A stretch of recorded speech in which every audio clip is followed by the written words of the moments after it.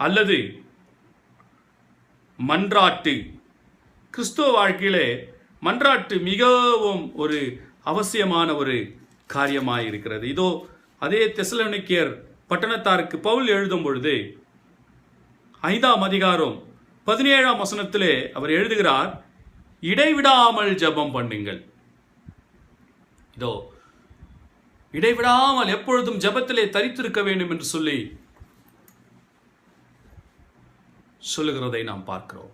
இதோ சங்கீதத்திலே தாவீது அரசன் கூட சொல்லுகிறார், ஜெபத்தை கேட்கிறவரே மாம்சமான யாவரும் உம்மிடத்திற்குள் வருவார்கள் என்று சொல்லி.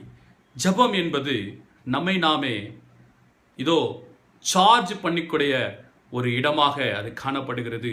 ஜெபம் என்பது நம்முடைய கிறிஸ்துவ வாழ்க்கையினுடைய உயிர் மூச்சாக காணப்படுகிறது.